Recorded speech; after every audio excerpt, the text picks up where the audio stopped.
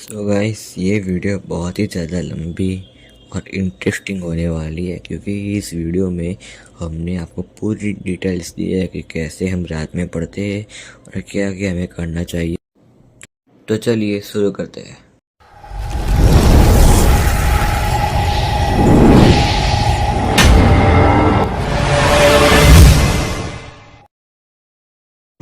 कैसे होगा? तुम्हें सब कुछ चाहिए दुनिया में, तुम्हें सब कुछ खाना है जिंदगी में, पर तुम काम करने के लिए रेडी नहीं। तो कैसे अपने गोल्स को अचीव करोगे? हेलो गाइस, आपका स्वागत है मेरे चैनल में स्टडी ब्लॉगर। अभी रात के बजे हैं 12:17 और आज का हमारा चैलेंज है 8 आवर्स पढ़ने का, मीन्स पूरी रात पढ़ने का। और आज की वीडियो ऐसे ही नहीं होने वाली। मैं आपको पढ़ने के साथ साथ आपको मैं टिप्स भी बताऊंगा कि कैसे रात को पढ़ते हैं और कैसे हम अपनी जो स्लीप स्टडी है, हमारी जो स्टडी है, सॉरी स्लीप नहीं, हमारी जो स्टडी है हम उसे करते हैं रात में, और अपने स्लीप टेम्पो भी हम कैसे मैनेज करते हैं साथ में। तो चलिए शुरू करते हैं। सारी दिक्कत का मैं सॉल्यूशन दूंगा इस वीडियो में।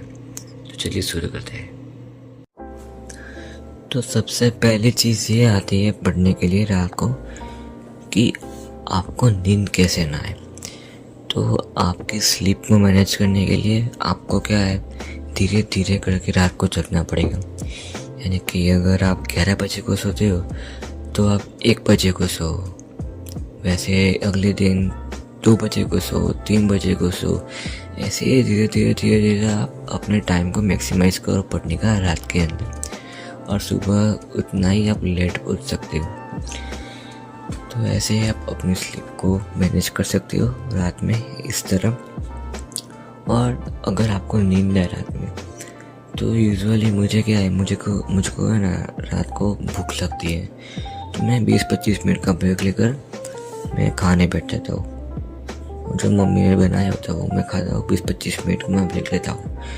तो इस ब्रेक में मैं जो पूरा टायर्ड हो जाता हूँ अपने पढ़ाई के कारण, पूरा टायर्डनेस मेरी चली जाती है और मैं फिर से अपनी पढ़ाई फुल कंसंट्रेशन के साथ कर सकता हूँ, फुल प्रोडक्टिविटी के साथ। लेकिन आप अभी स्टार्टिंग कर रहे हो रात में पढ़ने का, तो आप ये चीज़ कर सकते हो कि आप है ना पोमोडोरो का यूज़ करो कि 25 मिनट्स का पढ़ने का या फिर 30 मिनट्स का पढ़ने का, फिर 5 या 10 मिनट्स का ब्रेक लो। नींद आए तो आप अपनी आँखें धोइए ठंडे पानी से, और आपको जो करना है आप 12 फ्रेश एयर में जा सकते हो, क्योंकि रात को जनरली क्या है, वेदर बहुत ठंडा रहता है, तो आपका माइंड फ्रेश हो जाएगा। तो आपको ऐसे ही करना है। लेकिन आप फ़ोन या फिर कोई भी डिवाइस बिल्कुल भी यूज़ मत करना, क्योंकि वो आपके ब्रेक को 5 या 10 मिनट के जगह पर आधे घंटे या फिर पूरा 1 घंटा का वो ले सकती है। तो उससे आपका टाइम बहुत वेस्ट होगा। तो अपना फ़ोन या किसी भी डिवाइस को आप अपने ब्रेक में नहीं चलाएगा।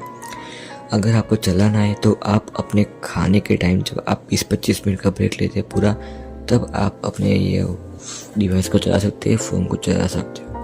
उसके पहले, उसके बाद में पढ़ने के ब्रेक में नहीं, आप फ़ोन को मत चलाइएगा। तो यही था स्लीपिंग का टूल्स। धीरे धीरे आप सोते रहो, सोने के बाद थोड़ा थोड़ा जगो, रात को थोड़ा थोड़ा खींचो आप पढ़ने में। आज 1 घंटा खींचा तो कल 1.5 घंटा खींचो। ऐसे धीरे धीरे खींचते जाओ तो एक दिन आपको क्या, आपको आदत हो जाएगी रात को पढ़ने की। लेकिन प्रॉब्लम एक ये है जो मेरे साथ भी बहुत बार हुई है कि एक बार रात को हम जगना स्टार्ट कर देते हैं तो कुछ प्रॉब्लम आती है। जैसे मेरा कल एक प्रॉब्लम हो गया, आज एक प्रॉब्लम हो गया। कल सुबह को मुझे डॉक्यूमेंट्स कुछ सबमिट कराने जाने हैं मेरे स्कूल में, तो कल मुझे सुबह 8 या 9 बजे जाना है स्कूल में। लेकिन मैं सोचा 6 या 7 बजे सुबह को, तो ये दिक्कत आ गई। इसलिए मैंने आज चैलेंज किया है कि मैं पूरी रात पढ़ूंगा, इसलिए मैं पूरी रात सोने नहीं वाला हूँ। लेकिन मेरी आदत है रात को पढ़ने की, इसलिए मैं ये कर सकता हूँ और मैंने आगे किया भी हुआ है। सो आप ऐसे ही फॉलो कीजिए इन स्टेप्स को। धीरे धीरे आप अपने स्टडी को मैक्सिमाइज करो, और आपको स्टार्टिंग है तो आप थोड़ा ब्रेक टाइम भी अपना इंक्रीज कर सकते हो। आप 25 मिनट्स पढ़ो और 10 मिनट्स का ब्रेक लो, कोई दिक्कत नहीं है। लेकिन धीरे धीरे जैसे जैसे अपना डे जा आप अपना टाइम बढ़ाना। ऐसे ही नहीं कि 10-15 दिन चले गए और वही 25 मिनट गए। धीरे धीरे 25 मिनट का 50 मिनट करना और उसके बाद 1 घंटा भी करना और अपने ब्रेक टाइम को भी मिनिमाइज़ करना। तो यही एक टिप थी जो मैं आपको देना चाहूँगा स्लीप टाइम के लिए।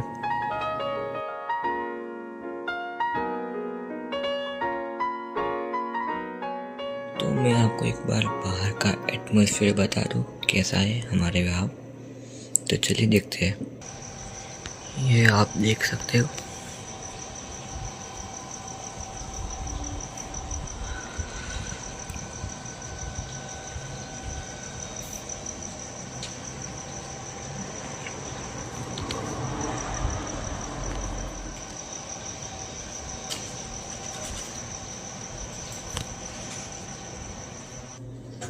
तो भाई बाहर बहुत ठंडी बहुत ज़्यादा थी, इसलिए मैं वापस आ गया अपने रूम पर। तो चलो अब स्टार्ट करते हैं अपनी पढ़ाई। सो मैं आपको अभी नोट्स के बारे में बताना चाहूँगा कि यह नोट्स काफ़ी लोग हैं ना, नोट्स में क्या करते हैं, जो सर ने लिखवाए इसकी ज़ेरॉक्स करवा देते, PDF मिलती है ऑनलाइन में लो, नहीं तो फिर दोस्त से जाकर फ़ोटोज़ मंगवा कर फिर उससे ज़ेरॉक्स निकाल लेते हैं। लेकिन यार ये चीज़ गलत है।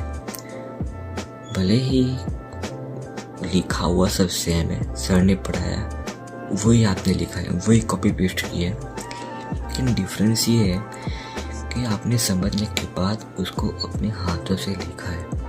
उसका मतलब वो आपके माइंड में, आपकी मेमोरी में स्टोर हो गया है, क्योंकि आपको समझ में तो आ गया, लेकिन बाद में आपने उसका रिवीजन किया लिखने से। क्योंकि आप जब लिखते हो, जब आपका जो वर्ड्स आप लिखते हो आपके माइंड में जब चलते ही है, तो वो कहा आपके फिर से वो रिवीजन हो गया, तो वो आपके लिए अच्छी बात है और वो आपके मेमोरी में स्टोर हो जाती है। इसलिए आपको मेनली अपने नोट्स खुद से बनाना चाहिए, दूसरों से मत मांगो और जेरॉक्स भी मत करवाओ, खुद से अपने नोट्स बनाओ। और दूसरी चीज़, जो सर बोलते हैं वो भी लिखो, क्योंकि कई बार सर एक इम्पोर्टेंट बात बोल देते हैं लेकिन वो लिखते नहीं है। लेकिन हमको जब वो चीज़ इम्पोर्टेंट लगती है, क्योंकि हमको लगती है कि हम जब बाद में रिवीजन करेंगे तो वो मेरे काम में आएगा, तो आप उससे भी नोट डाउन करो, उसे भी हाईलाइट कर लो। तो आप जब रिवीजन करने बैठोगे और जब आप वो चीज़ पढ़ रहे होगे तो आपके माइंड में आएगा कि हाँ सर ने ऐसा बोला था, मैंने ये लिख दिया। और जो बुक आपकी है, आपने उस बुक को खरीदा है, तो आप उस बुक में कुछ भी चाहे कर सकते हो। तो मैं कह रहा हूँ आप उस बुक को हाईलाइट करते रहो।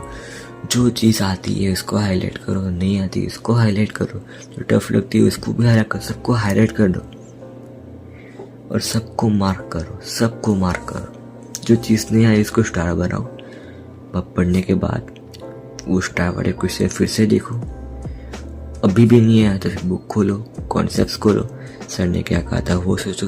अभी भी समझ नहीं आया तो लेक्चर स्टार्ट करो, वो समय पता नहीं क्या समझे वो करो। और तब भी समझ नहीं आया तो फिर बाद में लास्ट में देखो सॉल्यूशन। पहले सॉल्यूशन देखोगे तो आपको फिर आदत हो जाएगी सॉल्यूशन देखने की। पहले मेहनत करो, आप मेहनत की आदत डालो, बाद में आप सॉल्यूशन देखो। और नोट्स में तो मैं कितना कहूँ कि सर जो भी कह रहा है इसको हाईलाइट करो। सर जो नहीं कह रहे हैं कि आपको लग रहा है इम्पोर्टेंट है तो भी आप उसको लिखो, हाईलाइट करो। वो कब काम में आएगा, जब आप रिवीजन करोगे तब आपके काम में आएगा। इसलिए नोट्स खुद के बनाओ, वो बहुत इम्पोर्टेंट है। टेस्ट के टाइम नोट्स बहुत काम में आते हैं। और एक बार आपने नोट्स बना लिए, आप कोई भी चैप्टर से रग से वाकिफ़ हो, आपने उसके नोट्स भी बना लिए, आपने 3-4 बार उसका रिवीजन भी कर लिया, तब आप जाके शॉर्ट नोट्स बनाओ। शॉर्ट नोट्स यानी जो 1-2 पत्ते के होते हैं वो आप बनाओ, जो आपको टेस्ट के टाइम काम में आते हैं। जिसमें जो चैप्टर में बहुत सारे फार्मूला होते हैं आप उनकी भी शॉर्ट नोट बना सकते हो, क्योंकि जब लास्ट मोमेंट पर जाके एग्ज़ाम या टेस्ट हो तो आपको सिर्फ उसे देखने का होगा टाइम। क्योंकि बुक्स में तो आपने सब डिटेल में लिखा होगा ना, तो आप कितना पढ़ोगे। आप बुक खोलोगे तो आपको लगेगा कि यार बहुत सारा है, बहुत सारा है। आपको भी माइंड भी कहेगा भाई इतना तू नहीं कर पाएगा। लेकिन शॉर्ट नोट्स होगी तो आपको क्या ईजी रहेगा पढ़ने में भी, समझने में, और आपका लगेगा वो थोड़ा ये कर देता हूँ। ये शॉर्ट नोट्स और नोट्स बहुत इम्पोर्टेंट है, खुद से बनाओ और ये आपको बहुत हेल्प करेंगे। चलो मिलते हैं।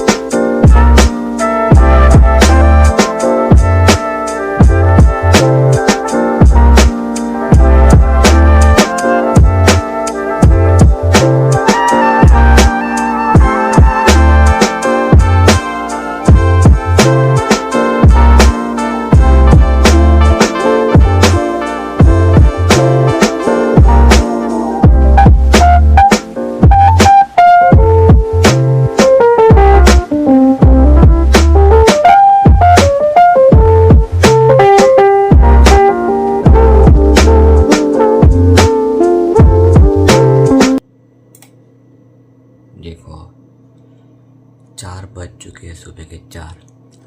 हमने 12 बजे को स्टार्ट किया था, 4 बज चुके हैं। और मैंने बीच में ब्रेक भी लिया था 20-25 मिनट का, तो खेल लेते अप्रोक्स 3.5 घंटे हम पढ़े। और को 4 बज चुके हैं अभी। और मैं आपको अभी बाहर का एक बार फिर से दिखा देता हूँ एटमॉस्फेयर। गाइस वो देखो बिल्ली जा रही है रात के 4 बजे। बिल्ली देख के डर गई हमें। कोई चेंज तो नहीं आ रहा नज़र, लेकिन ठंड बहुत है, बहुत ठंड है। देख सकते हो, देखो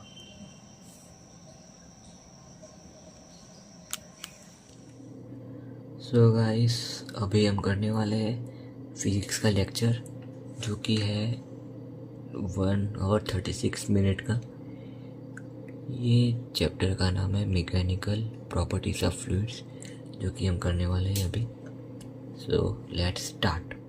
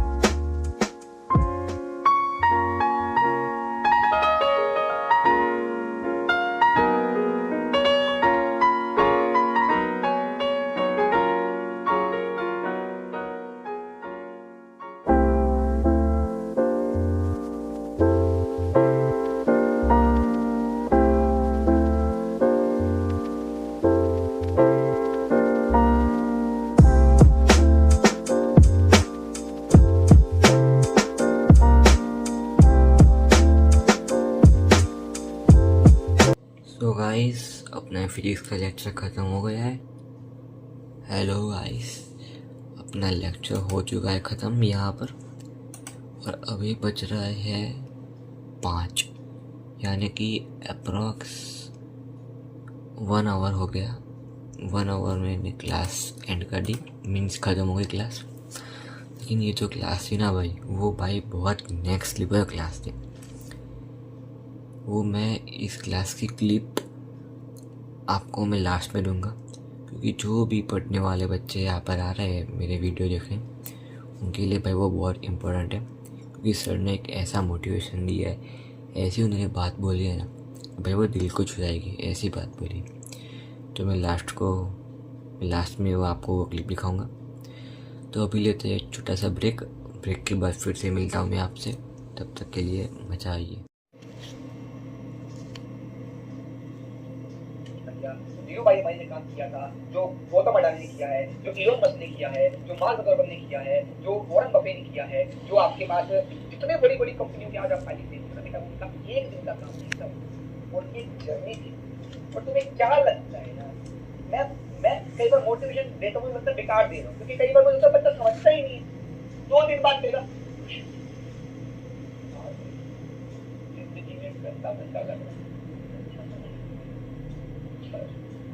नहीं हो पाएगा सर, बहुत मुश्किल।